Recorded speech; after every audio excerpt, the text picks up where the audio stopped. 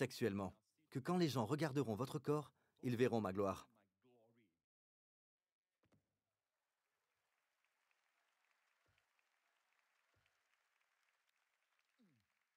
La Bible dit, ne vous livrez pas à la luxure des gentils.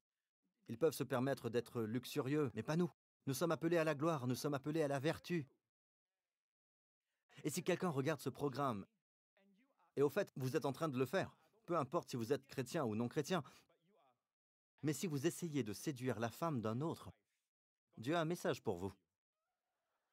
1 Thessaloniciens 4. Ce que Dieu veut, c'est votre sanctification. C'est que vous vous absteniez de l'impudicité. Vous voyez, la sainteté, l'apôtre de la grâce, l'a tellement accentué. C'est que chacun de vous sache posséder son vaisseau, son corps, dans la sainteté et l'honnêteté. Ayez du respect pour votre corps. Amen. Mesdames, ne vous habillez pas pour séduire. Habillez-vous pour être pur. Cela ne veut pas dire que vous devez ressembler à un vieux cabri. Mais cela veut dire que vous brillez, vous êtes belle, vous êtes sainte, vous êtes en bonne santé. Sans vous livrer à une convoitise passionnée, comme font les païens qui ne connaissent pas Dieu. Regardez ceci, regardez au prochain verset. C'est que personne n'use envers son frère de fraude et de cupidité dans les affaires. Le contexte ici concerne l'immoralité sexuelle. Si vous trompez quelqu'un ou usez de fraude envers lui, parce que le Seigneur tire vengeance de toutes ces choses, comme nous vous l'avons déjà dit et attesté. Je vais vous dire une chose, je ne sais pas, je ne prétends pas savoir tout dans ce verset, mais je vous dirai une chose.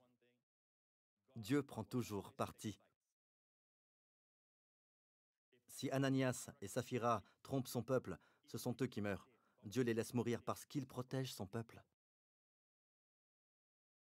Vous pouvez dire que son amour dure à jamais. Qui chante cela? Israël et non l'Égypte. L'Égypte, leur peuple est mort. Leur pharaon est mort. Ils n'ont pas de chant.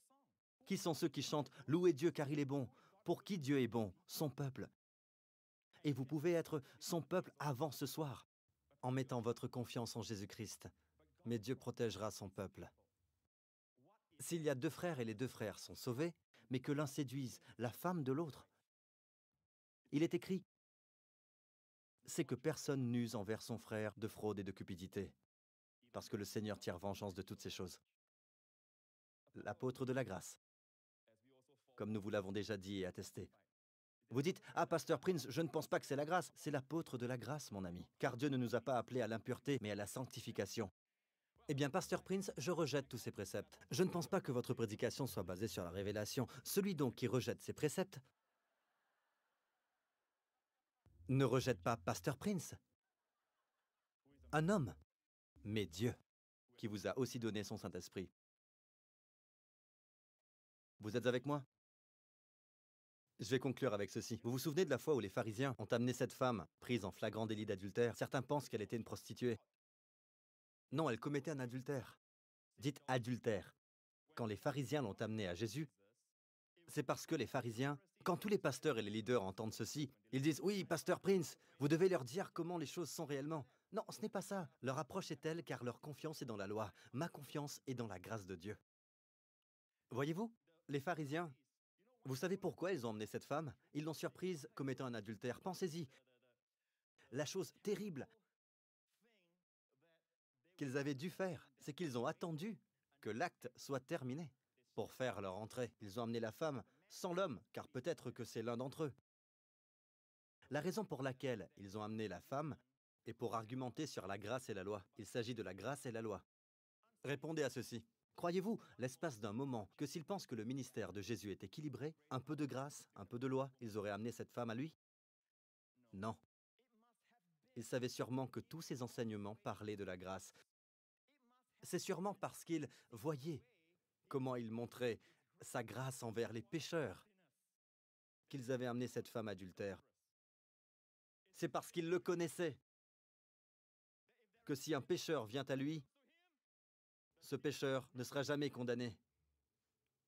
Ils le savaient, ou alors ils n'auraient jamais amené cette femme à Jésus. Ils ont amené cette femme au Seigneur. Leur confiance était dans la loi. Regardez ce que le Seigneur fait. Puisque vous vous vantez au sujet de la loi, le Seigneur Jésus laissa sortir l'ardeur du mont Sinaï. Ce fut lui qui donna les 10 commandements. Quand il s'est abaissé et écrivit sur la terre, n'oubliez pas que là où il écrivait, c'était dans le temple. Et il n'y avait pas de terre au sol. Ce n'était pas un sol boueux, c'était un sol fait de pierre. Regardez, de la pierre, le doigt de Jésus qui écrit sur de la pierre. Qu'est-ce que cela vous rappelle? Les 10 commandements. Il est en train de dire, vous prétendez me parler des 10 commandements? Je suis celui qui ait donné les 10 commandements à Moïse.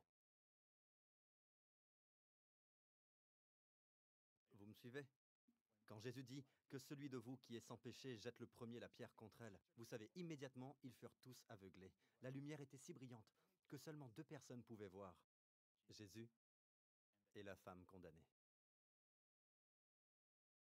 Que celui qui est sans péché. Oui, la loi peut condamner. Le diable peut accuser. Mais qui peut exécuter, dites-moi? Il y a une seule personne qui peut exécuter. C'est notre Seigneur Jésus. Et il ne dit rien pour la condamner.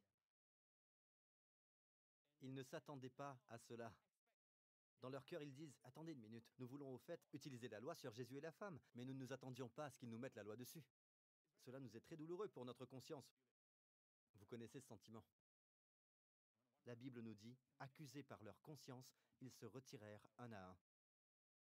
Et Jésus resta seul avec la femme. Elle pouvait s'en aller. Mais elle ne s'en alla pas, à cause de son amour, sa grâce.